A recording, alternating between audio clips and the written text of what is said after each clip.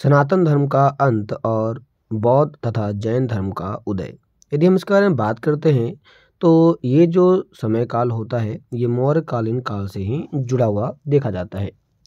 यदि हम बात करते हैं छठी ईसा शताब्दी के बारे में बात करते हैं तो ईसा पूर्व छठी शताब्दी के समय में गंगा की घाटी में बौद्ध और जैन नाम के दो नए धार्मिक और सामाजिक आंदोलन की शुरुआत होती है। ये दोनों धर्म जो होते हैं वह श्रवण परंपरा के अंग माने जाते हैं। दोनों धर्म जल्द ही लोकप्रिय हो जाते हैं क्योंकि ये सनातन धर्म की वर्ण और जाति व्यवस्था का विरोध करते हैं। ऐसा इसलिए क्योंकि सनातन धर्म के अंदर विभिन्न प्रकार की जाति हुआ करती है। इसमें धर्मों को 4 वर्गों में बांटा गया था, जैसे ब्राह्मण, क्षत्रिय, शूद्र और वैश्य। इनके अंदर होने वाले भेदभाव के कारण ही इनका बड़े स्तर पर जैन और बौद्ध धर्म ने विरोध करना चालू किया था। इसी के कारण बौद्ध और जैन धर्म की लोकप्रियता समाज में बड़े स्केल पर देखने को मिलती है। उस समय मगध एक शक्तिशाली राज्य के रूप में उभर रहा था और उसने अन्य राज्यों को अपने नियंत्रण में ले लिया। ईसा पूर्व 4th सेंचुरी में मौर्य ने अपने प्रभुत्व जमा लिए और ईसा पूर्व 3वीं शताब्दी तक आते आते भारत का बहुत बड़ा हिस्सा मौर्यों के नियंत्रण में आ गया, जिसके कारण मौर्य सम्राट में से अशोक एक बहुत ही शक्तिशाली राजा हुआ, जिसने ईसा पूर्व 3rd सेंचुरी में बौद्ध की श्रवण परंपरा को संरक्षण दिया। अब इसका मतलब क्या होता है?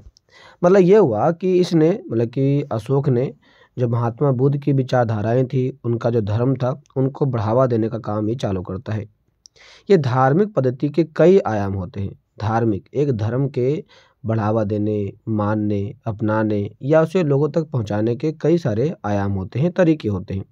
और ये किसी एक पूजा विधि तक सीमित नहीं होता। मतलब ये जरूरी नहीं कि आप यदि किसी धर्म को केवल पूजा पाठ करते हो तो ही वो धर्म फैल रहा है, ऐसा नहीं है।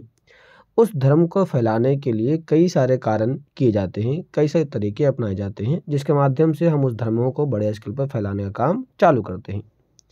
यहाँ पर क्या कहता है कि उस समय यक्षों और मातृ देवी की पूजा काफी प्रचलित थी। जब अशोक साम्राज्य का शासन स्थापित हुआ था भारत में, उस समय भारत के बहुत बड़े क्षेत्रों के अंदर मातृ देवी की पूजा, मतलब माता की पूजा, जैसे कि पार्वती हो गया, काली हो गया, ऐसे कई सारे देवी देवताओं की पूजा हमारे यहाँ पर बड़े स्तर पर प्रचलित थी।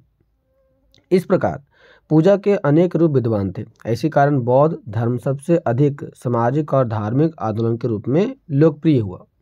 ऐसा इसलिए क्योंकि हमारे पास इस समय जितने भी सनातन धर्म के अंदर देवी देवताओं की पूजा होती थी, उनके बीच में कहीं ना कहीं विरोधाभासी अवधारणाएं देखने को मिलती थी। कोई एक दूसरे को ऊंचा तो कोई एक दूसरे को नीचा दिखाने का काम हमेशा ही करते रहते थे। इसके कारण यहाँ पर बड़े स्केल पर भेदभाव देखने को मिलता है। और अंततः कहता है यक्ष पूजा बौद्ध धर्म के आगमन से पहले भी थी और बाद में भी थी, लेकिन बाद में जाकर के लोकप्रिय ये खत्म हो जाती है और ये पूरी तरह से बौद्ध और जैन धर्म के अंदर विलीन हो जाता है।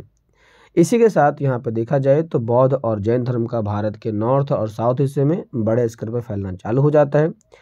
इसी के साथ चालू होता है हमारा नेक्स्ट पॉइंट, खंभे, मूर्ति और शैलीकृत वास्तुकला, जिसमें मौर्य साम्राज्य के समय में किए गए महत्वपूर्ण खंभे, मूर्तियाँ और शैलीकृत वस्तुओं के बारे में बात की जाती है। इसके बारे में हम नेक्स्ट क्लास में बात करेंगे। तो आज के लिए इतना ही। ये कैसा लगा जरूर बताइए और वीडियो को सब्सक्राइब, लाइक जरूर करें। तो मिलते हैं नेक्स्ट क्लास में, तब तक के लिए धन्यवाद।